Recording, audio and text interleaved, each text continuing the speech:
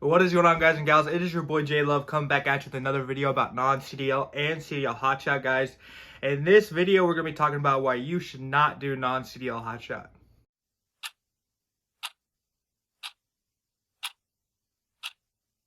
Guys and gals, again, thank you so much for being a part of this video. Thank you for being a part of this channel. If you haven't seen my video I just posted yesterday, we did buy a semi-truck, guys, and we are looking for a driver. So if you know anybody that would qualify, and that would love to drive that truck, I would love to talk to them.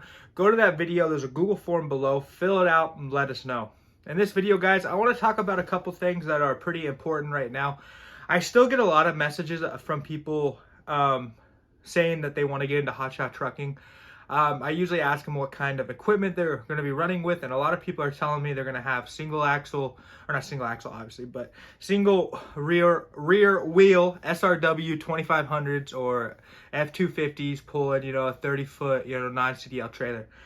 I still see a lot of people trying to do it, and I want to kind of give a couple reasons in this video on why you probably shouldn't. Now, at the end of the day, guys, I am all about somebody going after it. I'm all about somebody blazing their own trail and finding out for themselves, and they might be able to be successful. But I also like to give examples from things that we've done in our history of a company and why I think it's probably not the best idea right now. Not saying that it's a terrible idea in total, just right now it's not really going to work out. If you guys haven't seen recently a video from Toe Piglet talking about why he's closing shop, Toe Piglet was, the notorious non-CDL guy. Right? I mean, he had probably, I don't even know how many trucks he had on his fleet at one time, but mostly non-CDL. I think he had one semi he had rented, but I think all the guys that leased on were non-CDL guys, and they were running, freight that weighed under 10,000 pounds.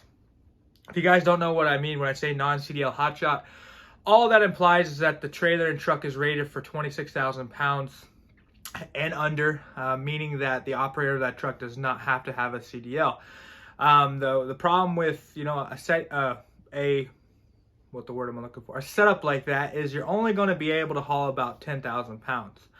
Max, I've seen people maybe be able to do 12,000, but they've had problems being able to put the freight on the trailer and not overload the rear axle of the truck or overload an axle on the trailer, guys.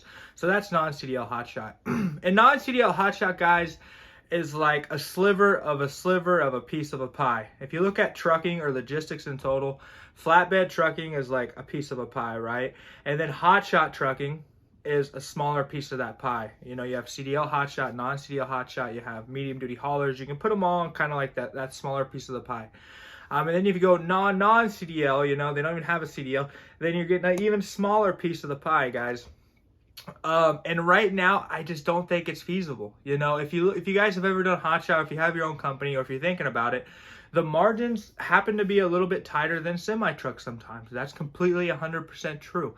And when you're in a market like you are right now, when you have insurance going up and fuel going up, your margins are going to be even tighter. I think in a really good market, or in a better market than what we've had, like if you watch some of Toe Piglet's videos when he was really killing it and sending it hard, we're talking 2018, 2019, 2020. I could be off with the dates, but once we got to 2022 and insurance started going up and fuel starts to go up, he can realize, yeah, I can buy this insurance, but it's not going to be feasible for my trucks, right? He could tell just by looking at it, running the numbers quick, that he wasn't going to be able to profit enough or even profit at all to be able to say this makes sense, right? And that's the problem with non-CDL hotshot, guys, is you don't really have an ability like maybe a CDL hotshot or a semi-truck to make more money, if that makes sense. You are very limited in the freight you can haul and the different things you can do, right? And so that's why I preach a lot, and I know a lot of guys do, to go get your CDL if you're trying to get into this company. Obviously, I don't have a CDL, guys, and I don't ever plan to drive a truck. You can definitely be a fleet operator. You can definitely open a company and lease people on and do what I'm doing without having a CDL. But a lot of people are stuck with them wanting to be the driver. Therefore, they're going to have a CDL. But if you look at it right now, guys, the margins are just in the gutter right now for non-CDL hotshot. I mean, you're talking with fuel as high as it is, you guys, non-CDL hotshot has to raise the rates that they've been taking. I think, an okay non-CDL guy probably averages about $2 a mile, probably a little less than that. But, on a CDL hotshot side of things, that's about the lowest freight we're going to take is $2 a mile.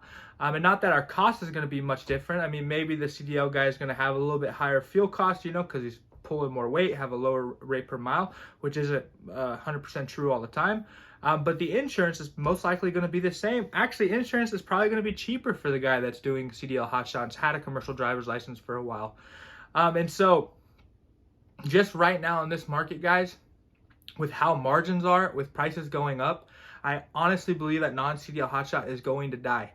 I believe that, and it might not, you know. I definitely believe some people will make it out, and if the FMCSA doesn't make any more rules or regulations, or the Department of Transportation limiting what people without commercial driver's license can do, which to me, I don't really care either way, then, you know, there's going to be some people that can make it out of this. But I really just want to talk to the people that are thinking about, you know, putting the money down on a trailer, they have, you know, an older 2500 or something. I tell those people all the time, I say, hey, just wait, get your CDL, do it right, because right now is not the send it time, guys, in my mind. This isn't like the, if we just get on the road, we'll make money time, because margins are so tight, you know. If you're somebody right now who wants to get into Hotshot, let's say you have like an F350, a 3500, you have a 40-foot trailer, you have a CDL, I think your best bet in this moment, guys, would be to lease on to an established company. The reason I say that is because an established company can get you making money pretty quick. You know, if I have somebody come to me,